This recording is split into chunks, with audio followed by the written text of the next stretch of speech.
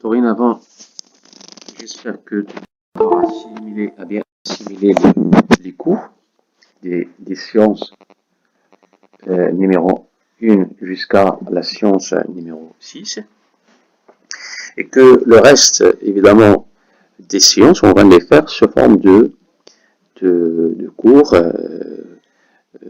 sous forme de vidéo. Alors, on va donc commencer par un quatrième point qui est la méthode des sections homogènes. Et avant cela, il va falloir définir ce que c'est qu'une section homogène. 4.1, définition. Alors, première des choses qu'il faut connaître, que c'est une méthode qui est très ancienne. Cette méthode-là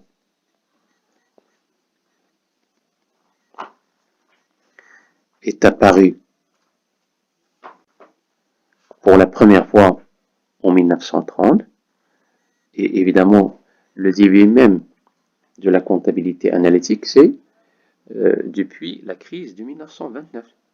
C'est là le point de départ de la comptabilité analytique et le point de départ de la gestion en elle-même. La gestion des entreprises. Donc, en 1930, on a inventé la méthode des sections homogènes. On l'appelle aussi, est appelé aussi la méthode des coûts complets.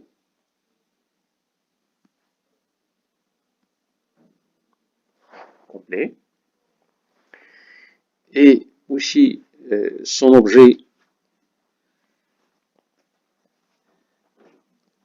c'est l'objet de la méthode, c'est de calculer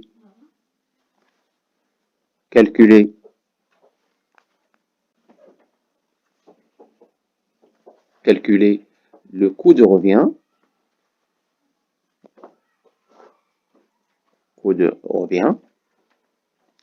mais sur quoi? Sur la base ou à partir des données historiques. Données historiques sur quoi? Sur les charges directes et les charges indirectes. Voilà. Voilà donc quelques éléments de définition. Et alors, le point de départ de la méthode des sections homogènes, ce serait donc de connaître le centre d'analyse. Voilà. Alors, vous le mettez encore une fois. Donc, le point de départ. Voilà. Le point de départ de la méthode.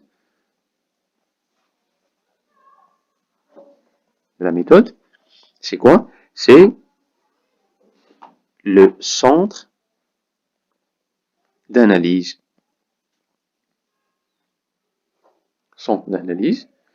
Et évidemment, comment peut-on définir un centre d'analyse? Eh bien, le centre d'analyse, c'est tout simplement une division de l'entreprise. Eh bien, l'entreprise doit être divisée en plusieurs centres d'analyse. C'est comme si vous parlez d'une section. Section administration, section atelier, section distribution, section approvisionnement. Tout ça, ce sont des sections que l'on peut assimiler à des centres d'analyse. Alors, qu'est-ce qu'il a de spécial un centre d'analyse? On peut donc le définir comme étant donc une division dans l'entreprise qui est satisfaite à deux conditions. Donc, deux conditions. La première condition, c'est qu'à la tête du centre d'analyse va se retrouver un responsable. Il doit y avoir un chef de chaque centre d'analyse. Et puis aussi, la deuxième condition, il doit disposer des moyens autonomes. Yani mustaqilla. Donc, eh bien, une section homogène ou un centre d'analyse, c'est donc une division réelle de l'entreprise qui dispose de moyens autonomes et qui œuvre dans un but bien déterminé.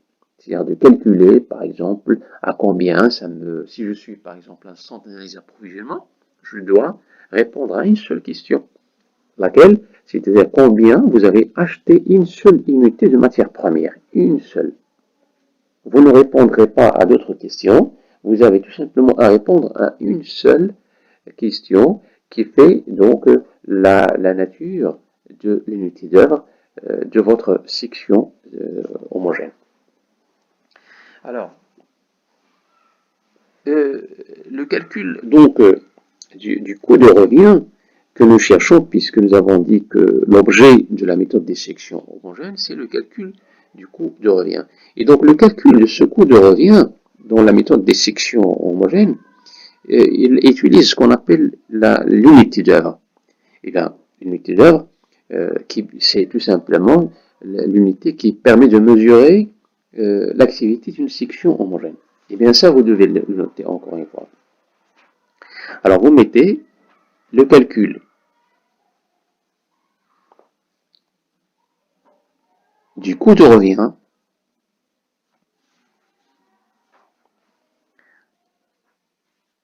dans la méthode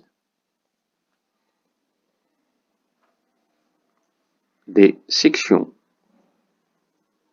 homogènes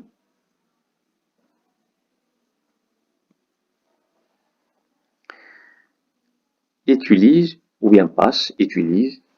la notion de l'unité d'œuvre.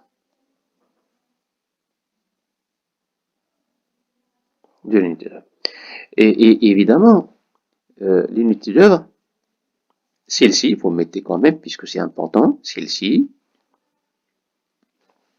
permet de mesurer l'activité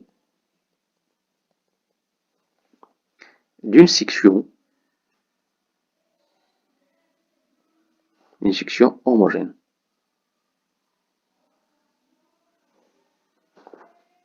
On va voir quelques exemples.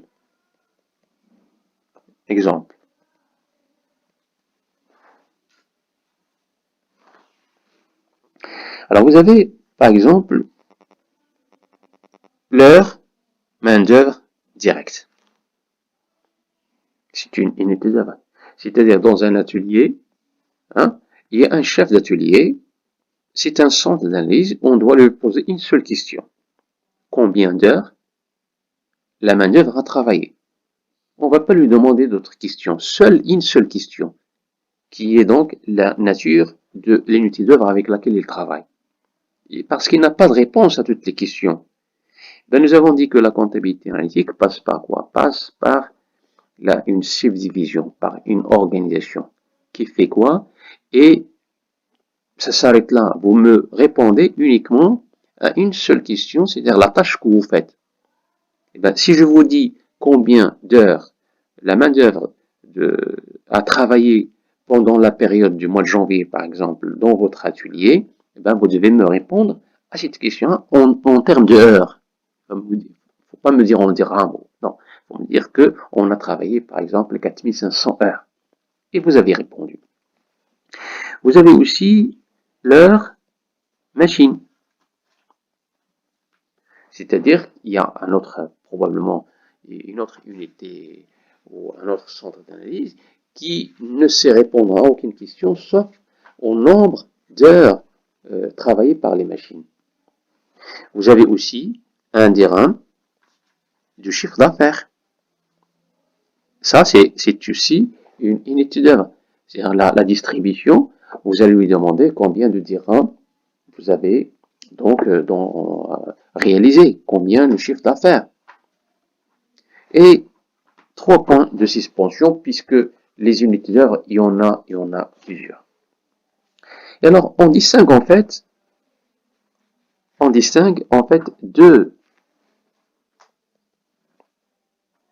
sections, on distingue deux types de sections homogènes.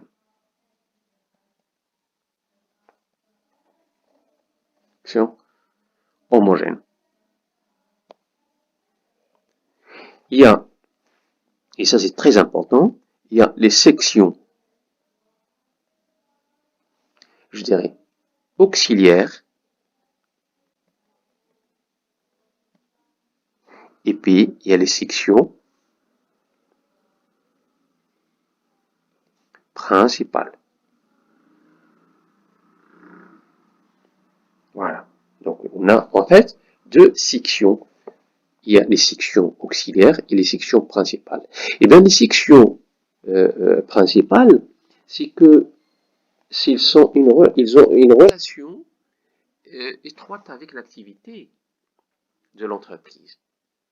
Par contre, les sections auxiliaires, ben, ils n'ont pas de relation étroite avec l'activité de l'entreprise, mais ils sont là pour aider. C'est-à-dire que les sections principales, ils ne peuvent pas euh, euh, produire, ils ne peuvent pas réaliser l'activité sans l'aide des sections auxiliaires. Je vais vous donner un exemple.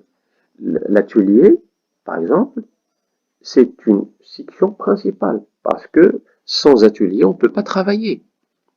On ne peut pas réaliser l'exploitation de l'entreprise. Et alors, donc, l'atelier, c'est une section principale. Exemple de section auxiliaire, on a, par exemple, l'administration.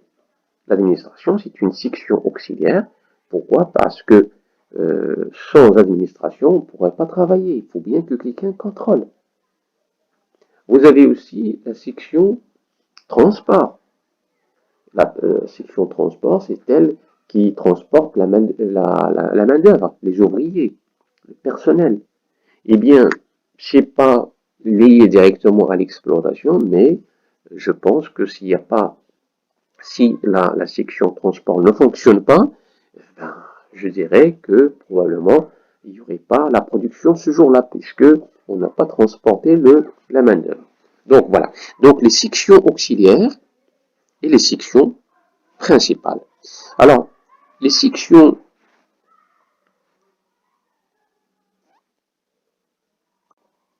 principales,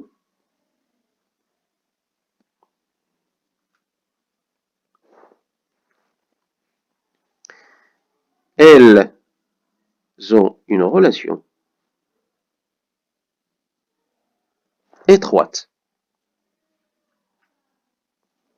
avec l'activité de l'entreprise. Et on donne des exemples. Il y a approvisionnement, c'est une section principale, parce que c'est elle qui se charge de l'acquisition ou l'achat de la matière première. Vous avez aussi, par exemple, les ateliers. Vous avez aussi la distribution. Ça, ce sont un exemple des activités ou bien des sections principales. Maintenant, les sections auxiliaires.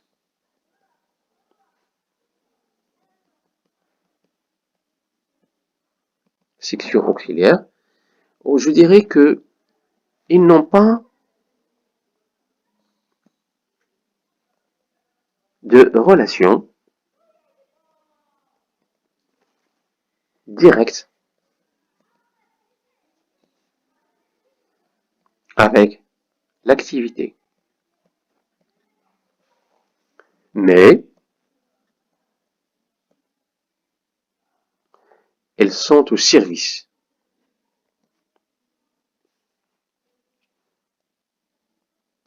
Au service de qui? Des sections principales. Donc, les sections principales ne peuvent pas en fait, ils ne peuvent pas en fait fonctionner s'il n'y a pas les sections auxiliaires. J'ai dit que, exemple, administration. Je mettrai aussi personnel, transport, il y en a plein. Vous avez aussi entretien, suspension. là aussi, je mettrai 3 points de suspension puisque il y a plusieurs sections auxiliaires, il y a plusieurs sections principales. Voilà ce qu'il faut connaître pour l'instant. En ce qui concerne ce qu'il faut connaître en ce qui concerne les sections homogènes. Et donc maintenant, on va mettre en pratique tout cela. Donc on avait mis 4.1 définition. Maintenant, 4.2 application de la méthode.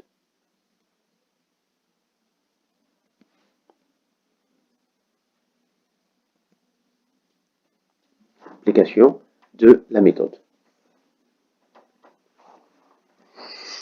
Alors, la démarche se fait en 3 phases.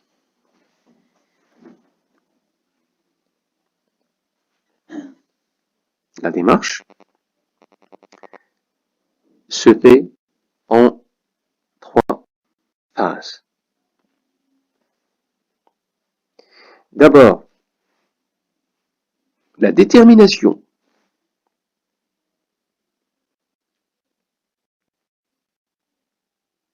Détermination des sections homogènes. Il faut les connaître pour l'entreprise. Et aussi des unités d'œuvre.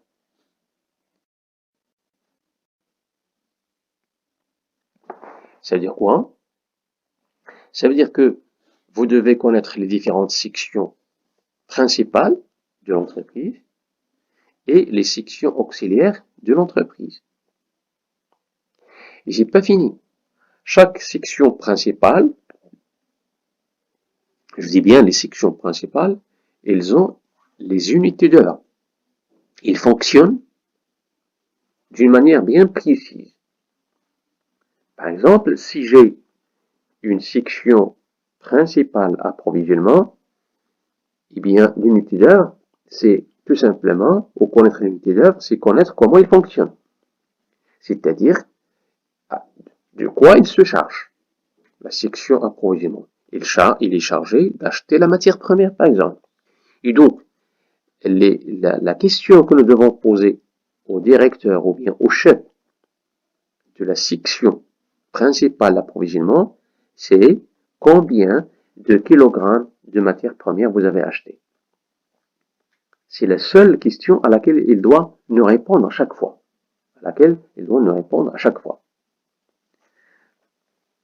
Bon, voilà. Donc, ça c'est la première des choses.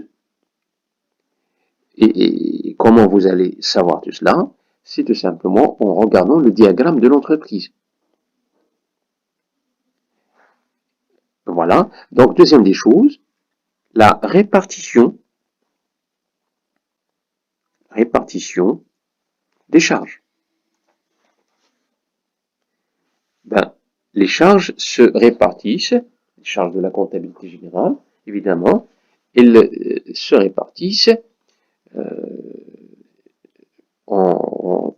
par, bien sûr, selon des clés. Selon des clés de répartition. Généralement, on vous donne ces clés de répartition. Alors, vous mettez, il convient d'abord de distinguer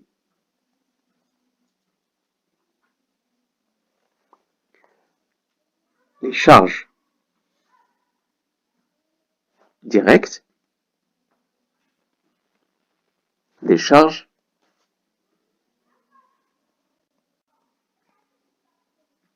indirectes. Et évidemment, la somme des deux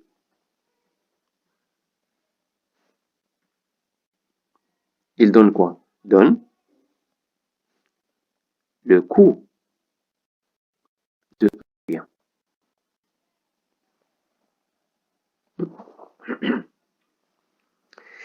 Eh bien, la méthode, c'est ce qu'il faut noter, la méthode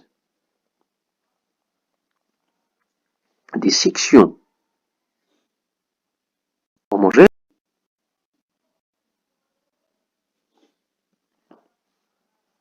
porte sur les charges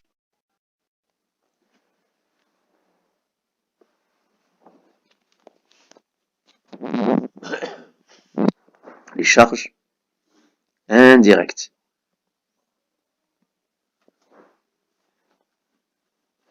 Voilà. Il porte uniquement sur les charges indirectes. Eh bien, on part de la répartition des charges. Eh bien, cette répartition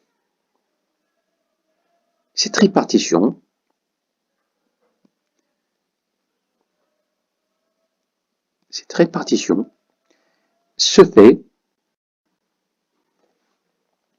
en deux étapes. Eh bien, il y a une répartition primaire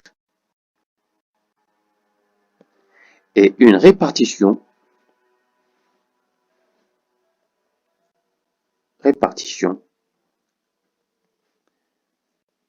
secondaire.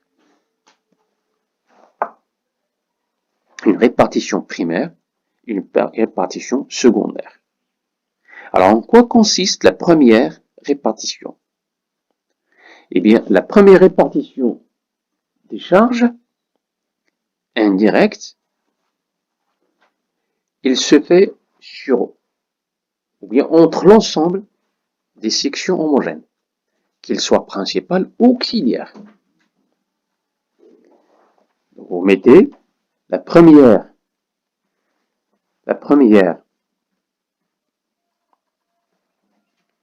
est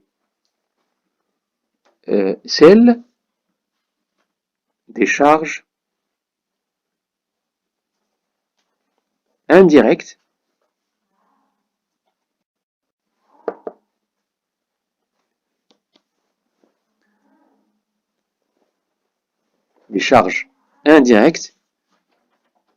du compte de produits et charges entre l'ensemble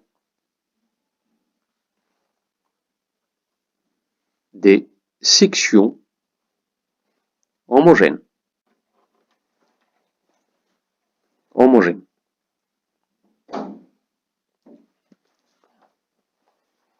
Qu'ils soient principales et qu'ils soient aussi auxiliaires.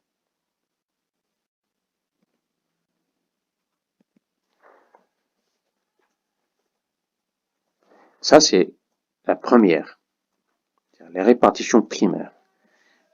La seconde, la deuxième, et consiste tout simplement à vider les sections auxiliaires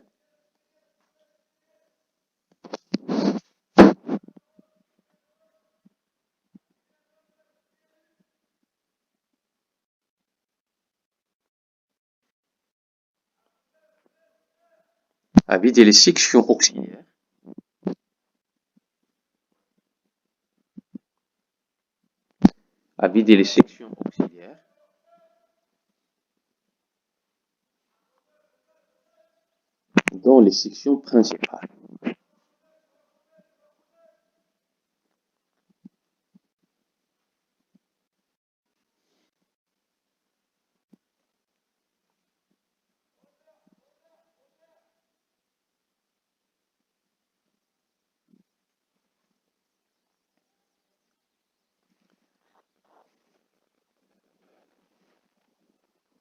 Donc là, c'est section primaire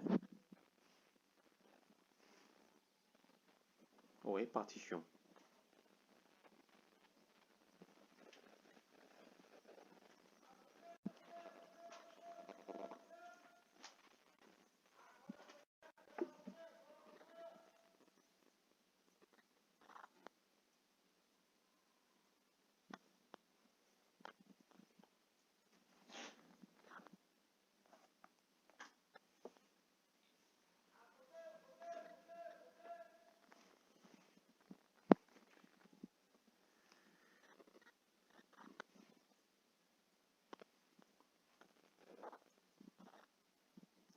La démarche se fait en trois phases.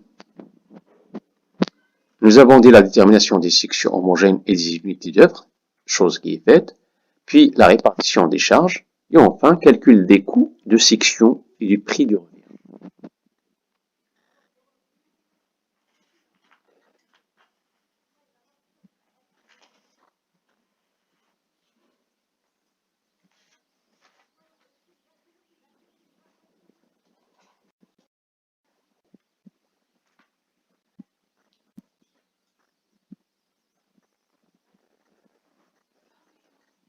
Calcul des coûts de section et du prix de revient.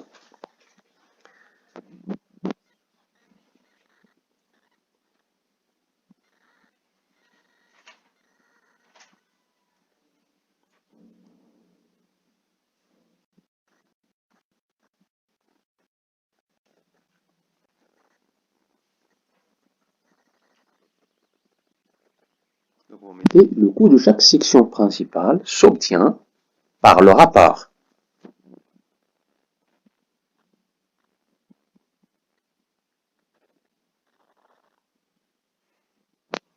charge de la section sur le nombre d'unités d'œuvre.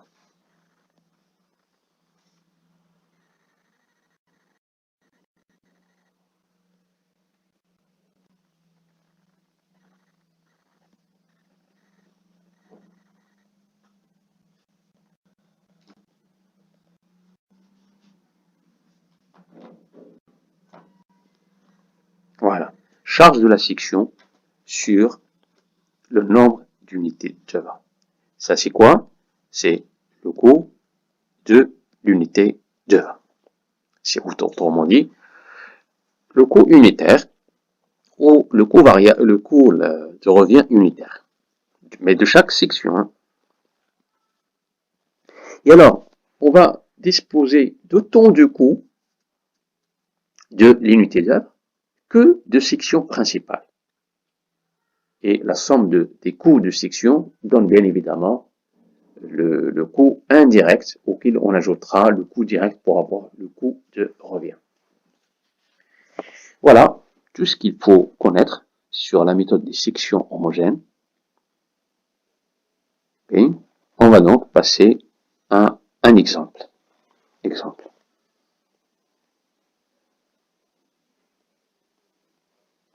Voilà.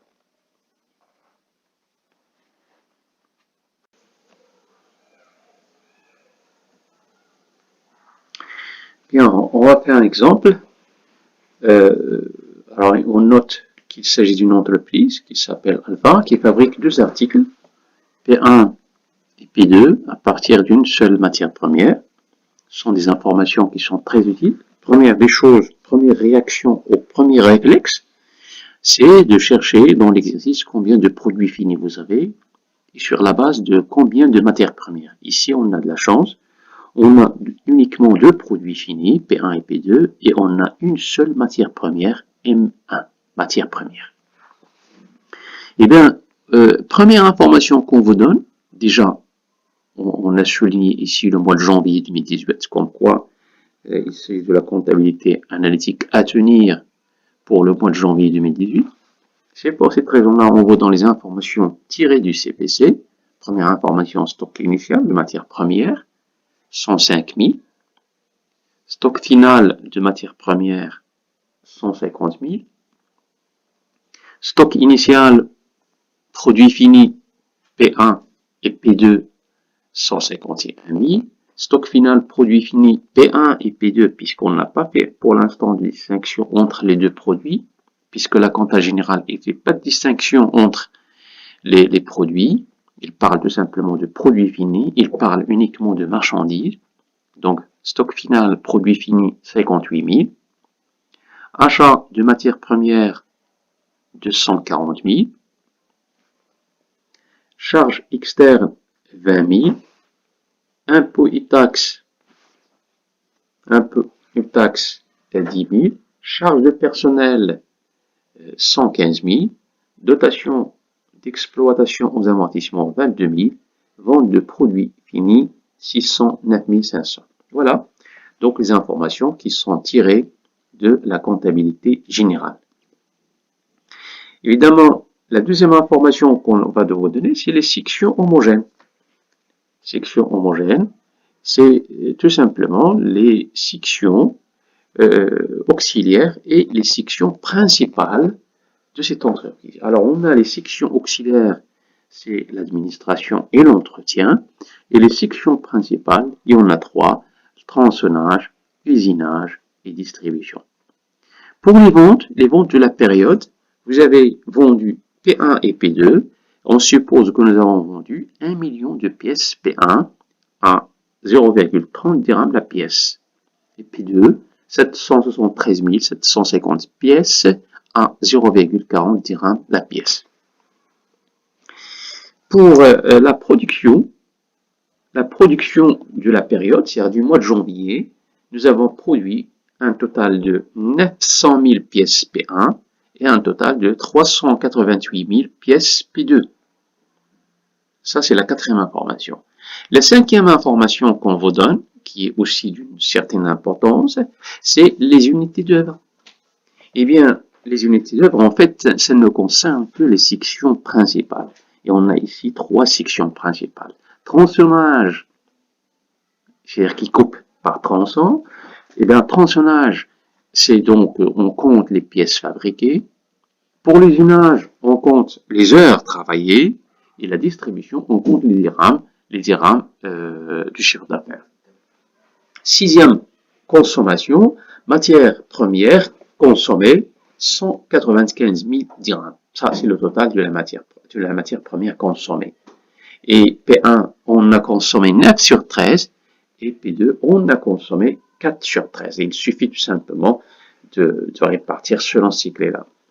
Pour les charges de main-d'œuvre, attention ici, c'est la vraie charge de la main-d'œuvre totale, il faut la chercher dans le compte de produit charge, qui renferme les charges, globales de main-d'œuvre. Alors, pour P1, on a travaillé 3000 heures à 15 dirhams l'heure, et pour P2, on a travaillé 2000 heures à 15 dirhams l'heure. La question qui se pose maintenant, c'est d'établir le tableau de répartition des charges indirectes. Je dis bien des charges indirectes, sachant que ces charges se répartissent selon les clés suivantes. Donc, on va faire la répartition primaire et la répartition secondaire. La répartition primaire, c'est de prendre les charges de la comptabilité générale, mais uniquement les charges indirectes. Parce que dans la comptabilité générale, il y a les charges directes, il y a les charges indirectes. Il faut donc exclure du compte de produit et charges les charges directes. Sur la base de quoi? Sur la base des charges de la main-d'œuvre. Et on va faire plus là. Eh bien, il faut faire la répartition primaire en répartissant les charges indirectes de la comptabilité générale sur administration, lui donner 40%, l'entretien 6%, tronçonnage 5%, l'usinage 20% et la distribution, vous lui mettez 29%. Une fois la répartition primaire est faite, vous avez à faire la répartition secondaire. Et la répartition secondaire, il consiste en quoi?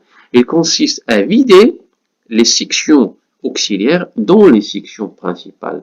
Et alors, vous commencez par la première section auxiliaire qui est l'administration. Pour la vider dans la section principale ou les sections principales, vous devez le faire sous forme de, bien sûr, avec des clés de répartition. Vous mettez 6% de l'administration, vous le donnez à l'entretien. 12% de l'administration, vous le donnez à tronçonnage, 22% de l'administration, vous allez la donner à l'usinage, et ce qui reste, vous le donnez à la distribution. Voilà en ce qui concerne la première section auxiliaire qui nous sommes en train de faire disparaître. Il reste là l'entretien. L'entretien, il faut la répartir sur les sections principales, uniquement sur le tronçonnage et l'usinage, 50-50. Voilà. Donc, le travail qu'il faut faire, eh bien, on va commencer tout de suite la solution. Ben, la solution,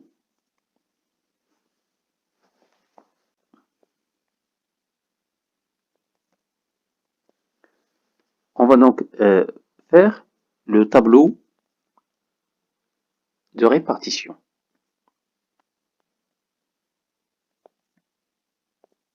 On va répartir quoi? On va répartir les charges indirectes de la comptabilité générale. On va répartir les charges indirectes de la comptabilité générale. Et évidemment, il faut revenir sur le premier point, la première donnée qui consiste en données du compte de produit e-charge. On vous a donné donc les charges par nature qu'il va falloir répartir. Donc, je vais tracer mon tableau de répartition. Eh bien, le tableau de répartition, on le trace de cette manière-là. Voilà.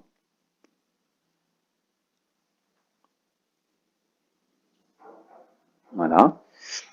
On a ici, voilà, je vais essayer de...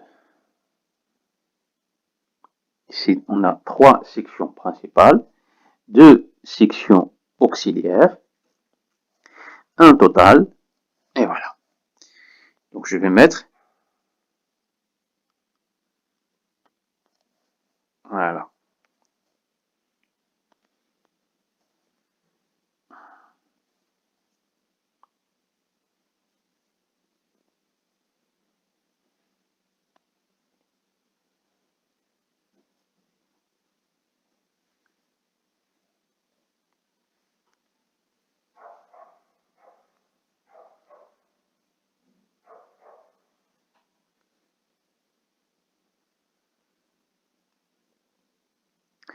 Voilà, je vais aller doucement.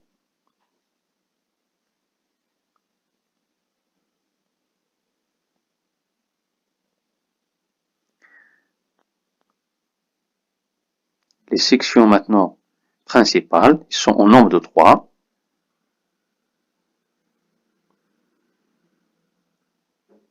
Et voilà.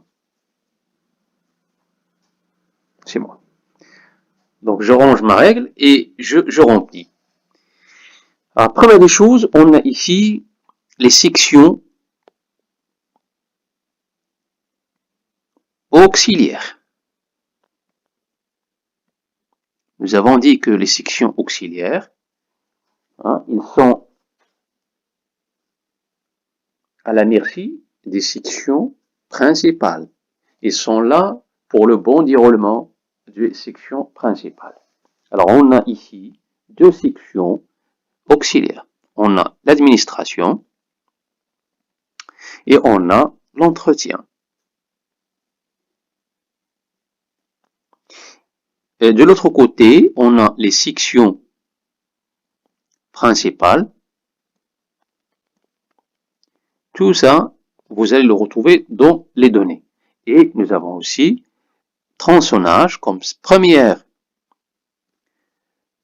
section principale et puis usinage comme deuxième section principale et enfin la distribution qui est la dernière section principale. Ici, c'est le total.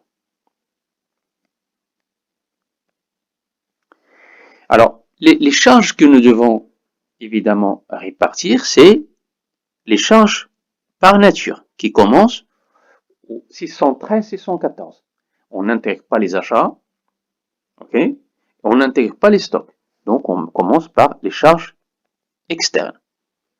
Eh bien, les charges externes, on a ici combien? Alors, je vais essayer de trouver la charge externe. Donc, c'est 20 000. OK? On a impôts et taxes, d'après les données, impôts et taxes. On a 10 000. On a les charges de personnel.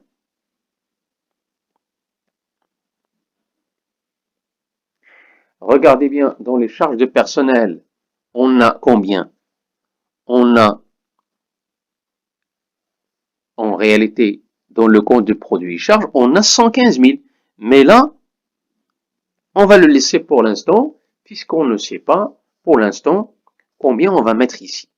Alors, je vais vous expliquer par la suite pourquoi, justement, je ne mets pas le montant de 115 000 parmi les charges de personnel. Et puis, on a l'amortissement. Amortissement.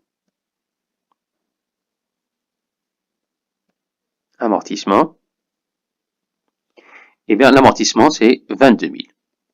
Donc, seule la charge de personnel qui est une charge qui est délicate. Il faut se méfier.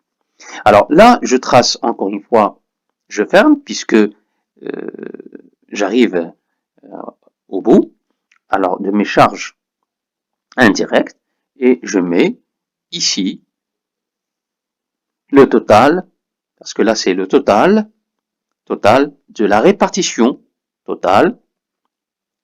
répartition primaire. Attention, primaire, parce que par la suite, on va faire la répartition secondaire. On ne connaît pas, évidemment, le total de la répartition primaire. Pourquoi? Parce qu'on ne connaît pas les charges de personnel. Or, vous savez que pour les charges de personnel,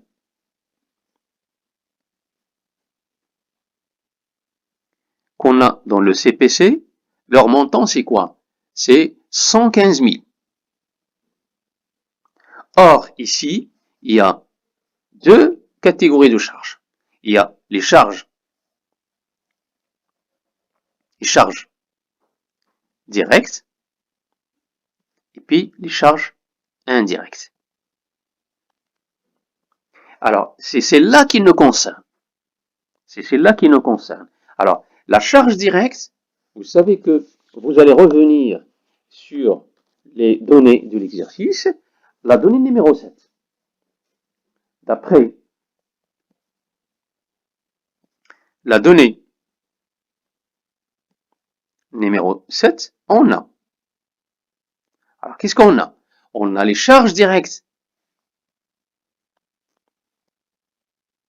Les charges directes de main-d'œuvre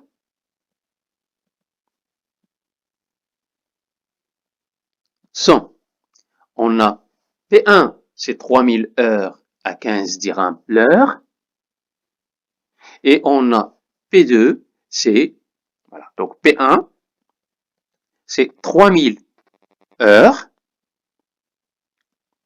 fois 15 dirhams, ce qui vous donne, d'après les calculs, 3000 fois 15, ça nous donne 45 000 dirhams. Et pour le produit P2, on a 2000 heures fois 15 dirhams, qui est donc égal à 30 000. Et bien la somme totale charge directe, c'est 75 000. Donc, le CPC, la charge de personnel qu'on a dans le CPC, qui est égale à 115 000, se répartit comme suit. Charge directe, 75 000. Charge indirecte, c'est tout simplement la différence, c'est-à-dire je mets 115 moins 75, ça donne 40 000. Voilà. Et donc c'est celle-là qui nous concerne. Ok? C'est cette partie de charge personnelle qui nous concerne. Et alors, je reviens maintenant dans mon tableau de répartition et je mets 75 000. Plutôt 40 000. Ce qui fait que le total de la répartition primaire, c'est donc, d'après les calculs, 92 000. Ok? 92 000. Alors, qu'est-ce qu'on avait dit pour les charges ou la répartition primaire? On a les charges indirectes qui sont de 92 000 se répartissent 40%. Donc je mets 92 000, d'après toujours le tableau ou bien les données, 92 000 fois 40%, ça fait 36 800, c'est-à-dire 40%. Voilà. Ici, on a l'entretien 6% d'après les données, tronçonnage c'est 5% d'après les données, 20% pour l'usinage et le reste, c'est-à-dire 29%, c'est pour la distribution. Alors je mets 92 000 que multiplié par 0,06, ça fait 5 520. Vous avez aussi 92 000 fois 5 divisé par 100, ça fait 4 600.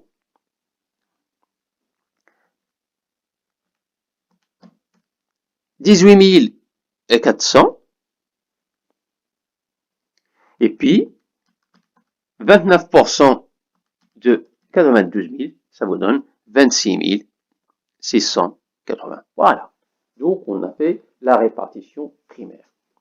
Maintenant, la répartition secondaire, il consiste en quoi? Il consiste à se débarrasser des sections auxiliaires, c'est-à-dire vider les sections auxiliaires dans les sections principales. Eh bien, je viens ici pour mettre les sections auxiliaires. On a administration, on a entretien. S'il y avait une troisième, je vais la mettre, mais là, il n'y a pas.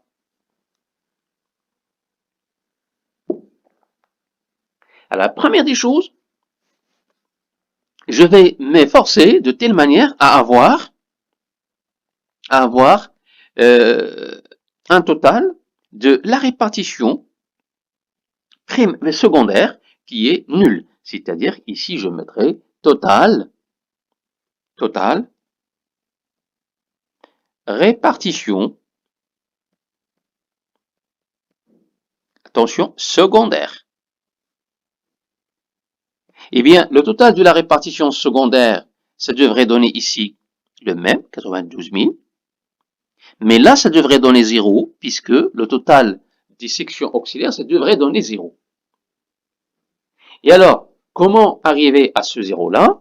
Eh bien, la première des choses, on va donc prendre le montant de la répartition, ou bien, c'est-à-dire le montant de l'administration, qui est 36 000.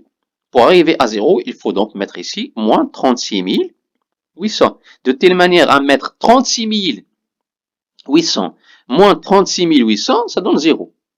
Et alors, il faut répartir maintenant la section administration de cette manière-là, c'est-à-dire 6% pour l'entretien, tronçonnage, c'est-à-dire je vais suivre la répartition ou les clés de répartition qu'on vous a donné tout à l'heure, c'est-à-dire 6% pour l'entretien, donc je prends 36 800, je multiplie par 6%, ça me fait ici 2208. OK? 12% pour tronçonnage, ça vous fait donc 4416. Et puis 22% pour l'usinage, ça nous donne 8096. Et le reste, c'est-à-dire 60% pour la distribution. Ça vous fait 22 080. OK? Maintenant que nous avons vidé l'administration, puisque ça donne ici un 0, je dois vider l'entretien. Et pour vider l'entretien, il faut donc mettre ici moins. Moins quoi? C'est-à-dire 5520 plus 2208, ça donne 7728. Et donc, je dois retrancher 7728 de telle manière à arriver ici à un 0. Il faut absolument arriver à un 0 ici. Alors, 7728 devra être réparti 50% pour le tronçonnage et 50% pour l'usinage. Donc ici, 3800, 64, c'est-à-dire 50% de 7728, et là aussi, la même chose ici. Et là, il n'y a rien. Alors, si je fais maintenant la somme, bien sûr, ici, ça donne 0. Là aussi, ça donne 0. Là, c'est 4600 plus 4416 plus 3864. Ça donne 12 000. Ça donne 12 880. Voilà.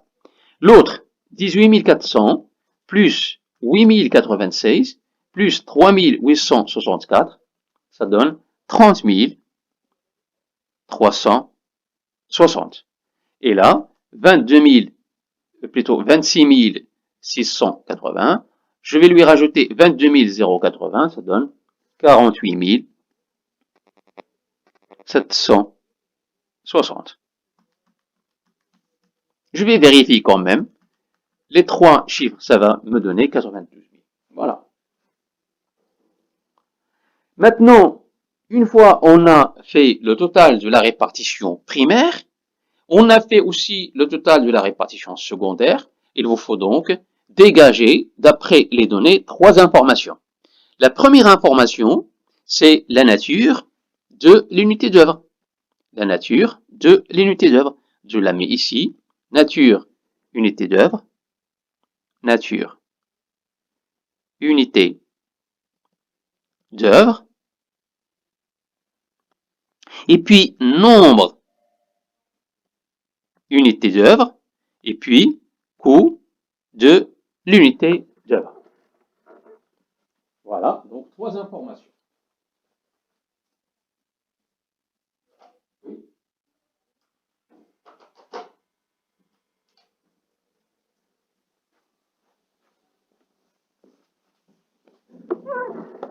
Bien. Alors, on a l'unité d'œuvre de la tronçonnage. Ce serait quoi?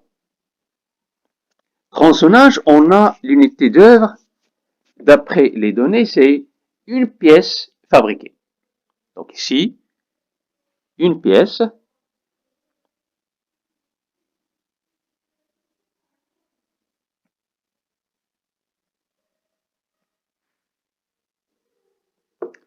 et là, on a une heure travaillée.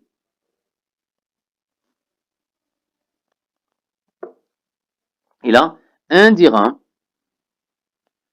de chiffre d'affaires.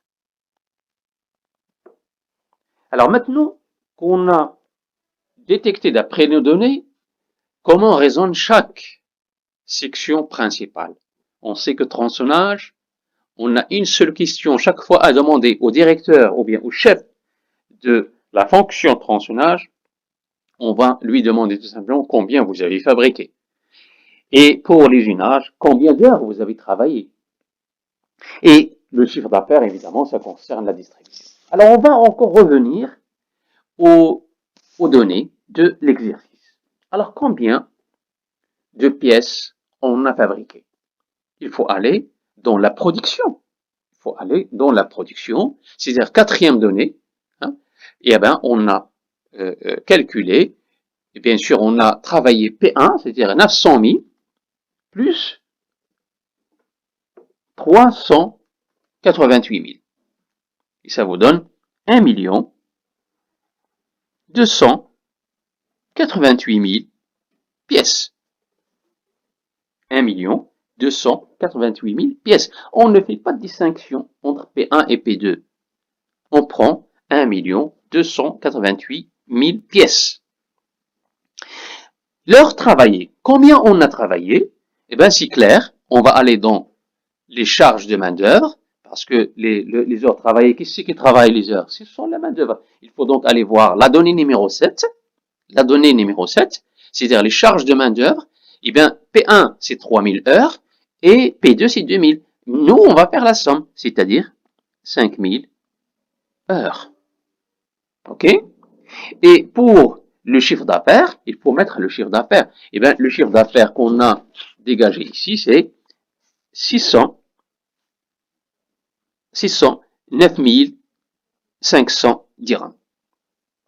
Maintenant, pour calculer le coût de l'unité d'œuvre, il suffit tout simplement de prendre le total de la répartition secondaire, c'est-à-dire 12 880, divisé par le nombre des unités d'œuvre, et ben, c'est-à-dire divisé par 1 288 000, ça vous donne 0,01. 0,01. Et pour l'autre, on fait toujours la même chose, 30 360, le total de la répartition secondaire usinage, divisé par nombre d'unités d'œuvre de l'usinage, divisé par 5000, ça donne 6,072. Pour le dernier, la dernière fonction, c'est-à-dire le total de la répartition secondaire de la distribution, c'est 48 760 que nous allons diviser par le nombre des unités d'œuvre, c'est-à-dire combien de dirhams, eh ben, ça fait 0,08. Voilà donc, on a terminé le tableau de répartition primaire et secondaire, bien évidemment. Donc, je ferme mon total, mon tableau, et avec ça, je termine l'exercice et on va enchaîner avec un deuxième exercice dans quelques instants.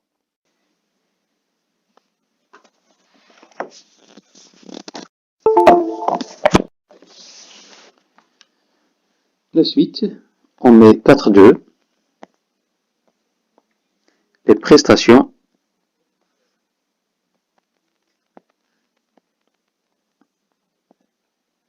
réciproques.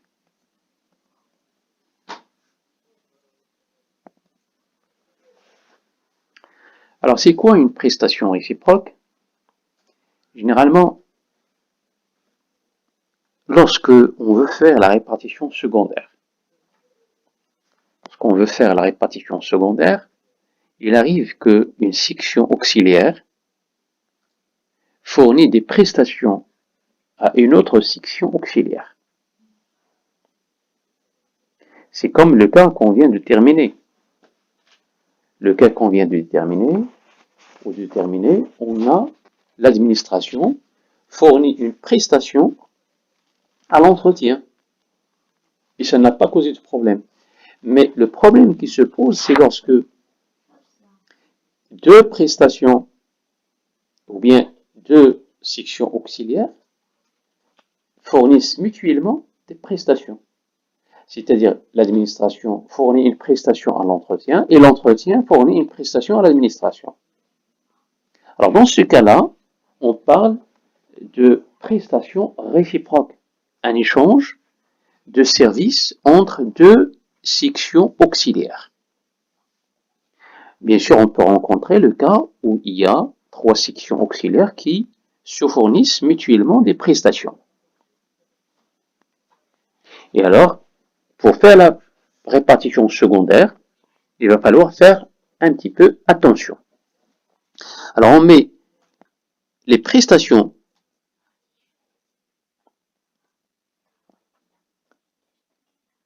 où vous mettez les sections auxiliaires, tout simplement. Les sections auxiliaires fournissent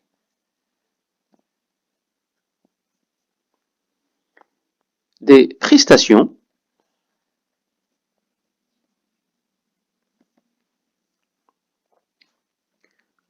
à d'autres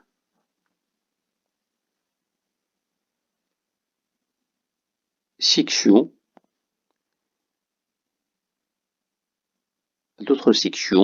principales.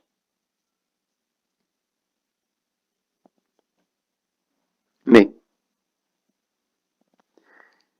lorsqu'elles se fournissent mutuellement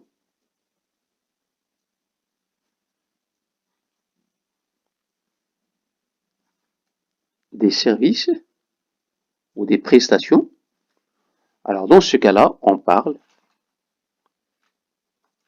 de prestations réciproques.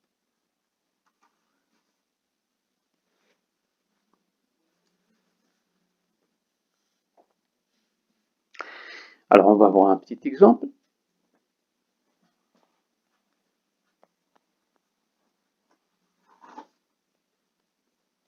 Exemple. L'entreprise Alpha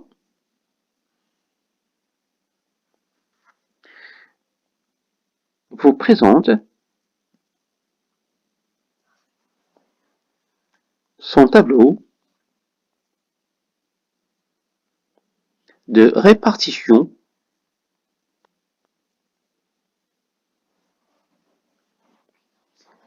des charges indirectes.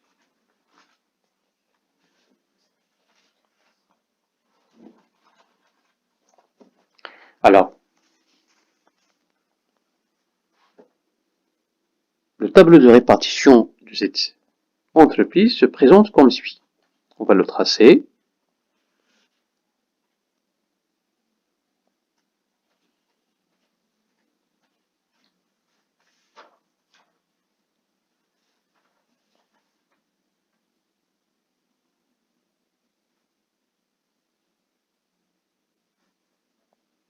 Voilà.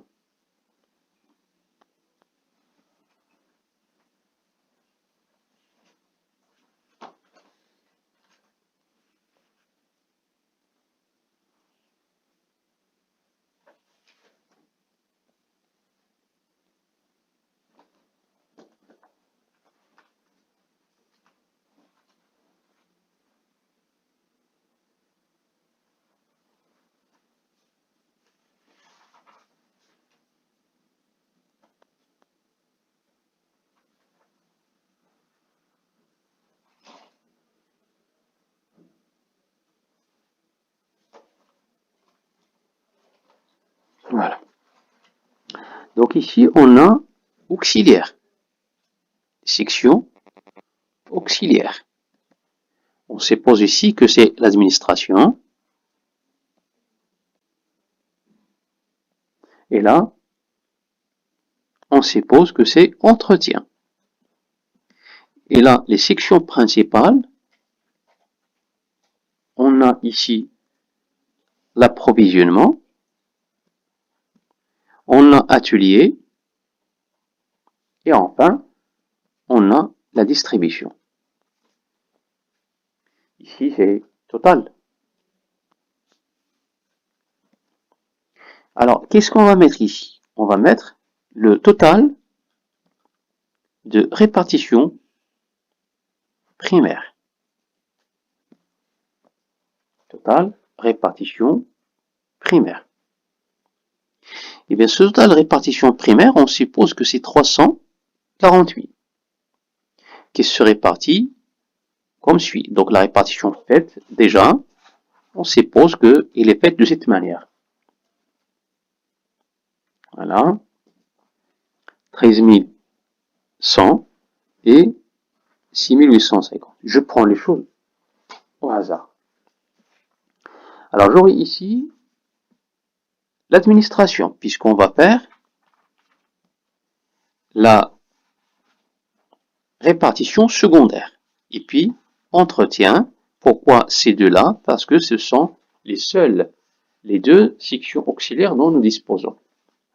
Eh bien, on suppose que on travaille, l'administration fournit 10% de prestations à l'entretien, 30% à l'approvisionnement, 30% à l'atelier et 30% à la distribution. L'entretien, il fournit parmi ces prestations 15% à l'administration, 25% à l'approvisionnement, 30% à l'atelier et 30% à la distribution. Donc, ce qui fait que il est clair qu'il y a un échange de prestations entre les sections auxiliaires. Il faut s'estimer heureux chaque fois que vous rencontrez un exercice où il n'y a pas prestation réciproque, parce que c'est moins de travail, et voilà. Donc, je vais fermer mon tableau de telle manière à mettre ici, total, répartition secondaire. Donc, total, répartition secondaire. Évidemment, ici, j'aurai 340 000, d'habitude, et là, je dois avoir 0, et là, je dois avoir 0. Pourquoi? Parce que je dois vider les sections auxiliaires. Je vais les vider, dont l'exercice, dans l'espace principal, les sections principales.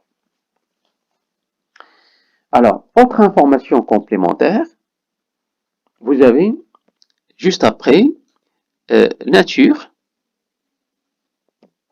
unité d'œuvre. Et là, on met nombre, unité d'œuvre, et là, coût de l'unité d'œuvre. Ce sont des choses qu'il faut apprendre. Voilà.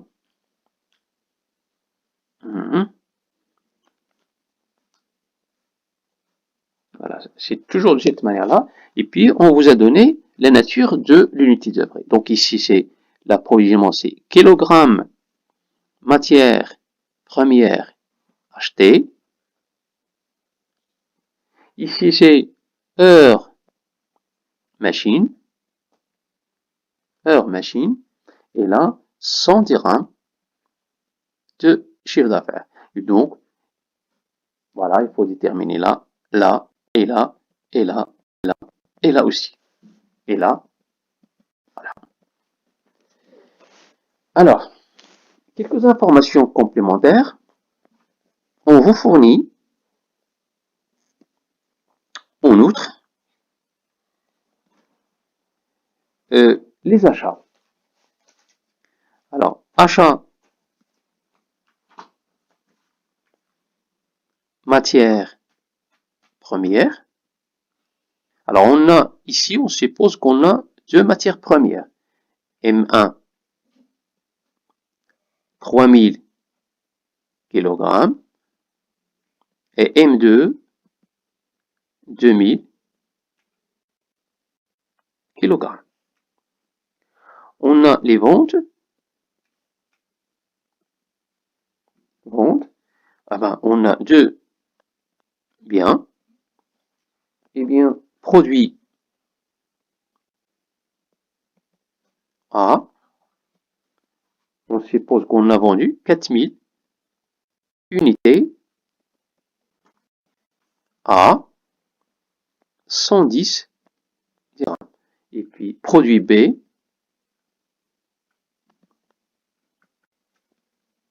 2000 unités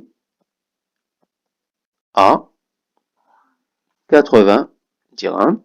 Et puis, vous avez aussi la production ou l'atelier. L'atelier, évidemment, c'est tout simplement 2000 heures machine. C'est-à-dire les machines ont travaillé heures machine. Alors c'est HM général. Voilà les données de l'exercice. Évidemment, il vous appartient d'abord de faire la prestation réciproque. Eh bien, la prestation réciproque, vous mettez solution, on va la faire tous ensemble.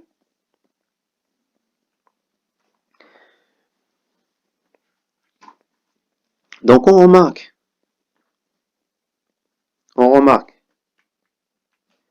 que les deux sections auxiliaires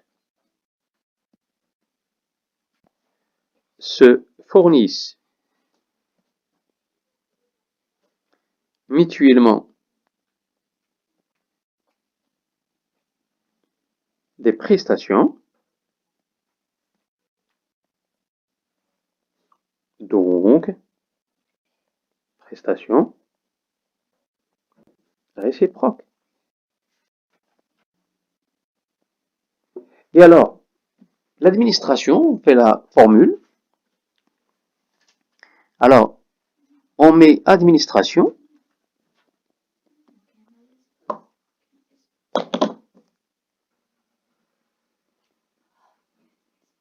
administration, est égal. Alors, combien ils étaient? Il était de 4500 plus ce que lui donne l'entretien.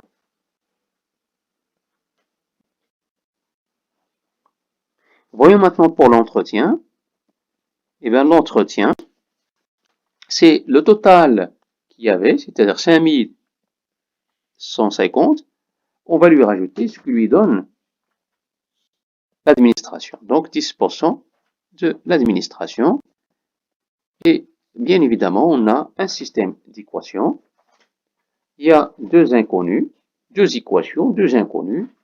Et évidemment, c'est très simple de déterminer combien serait l'administration et combien serait l'entretien. Alors, on va faire cela. Évidemment, l'administration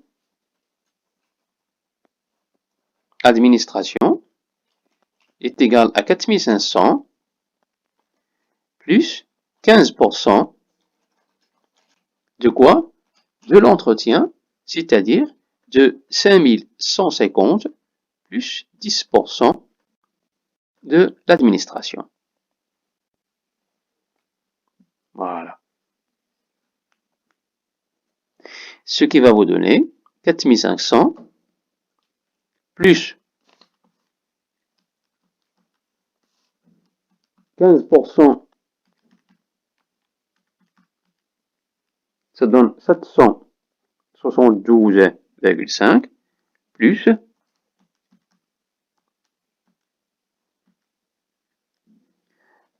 0,015 admin. Eh bien, 0,985 admin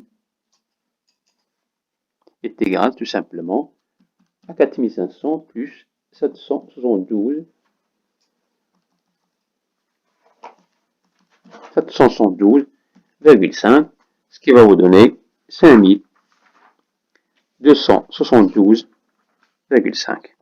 Et donc l'admin, ou l'administration, serait donc égal à 5352,79. Voilà. Et je viens ici pour mettre dans le point d'intersection entre l'administration et l'administration, ici et là, c'est-à-dire le point d'intersection, c'est-à-dire là et là, ici. Je vais mettre quoi? Je vais mettre le chiffre que je viens de déterminer. C'est-à-dire, je mettrai 5000.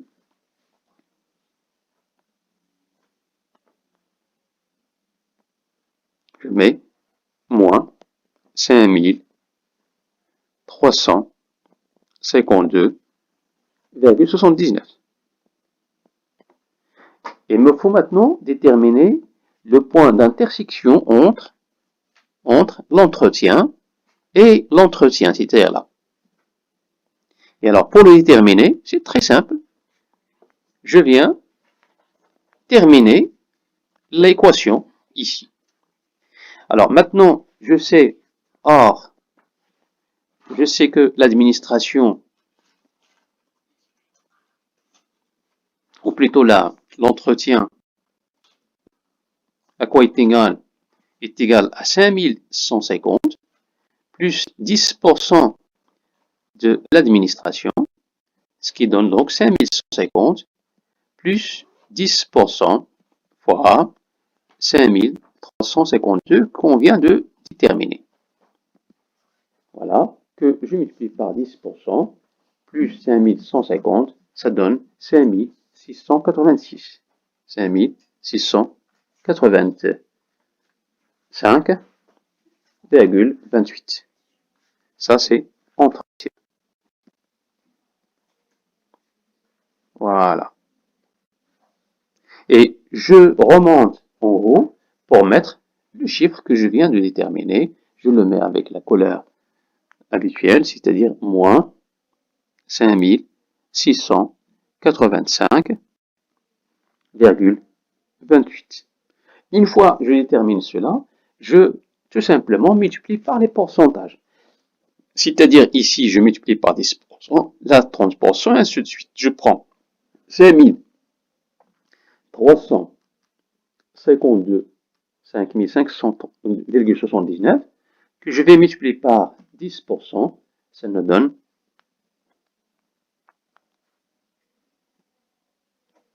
voilà, ça me donne 535,28.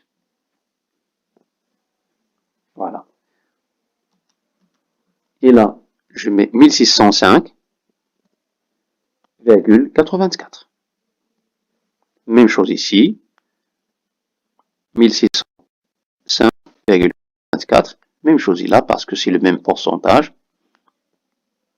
1624. Là, en ce qui concerne cette partie-là, je prends 5685,28. Je vais le multiplier par 15%. Ça me fait 852,79. Et là, je prends et je multiplie par 25%. Ça donne 1421,3. Et là, 1705,6. Et enfin, même chose, 1705,6. Et je fais la somme. Alors, lorsque je fais la somme de la première, c'est-à-dire la section administration, je mets 4500 moins 5352,79 plus 852,79, et bien ça vous donne un 0. Même chose là. Pour le grand tiers, ça donne aussi 0. Donc, au total, j'aurai donc 4400 pour là, plus 1605,84, plus 1421,30, ça donne 7000. Voilà, 7000.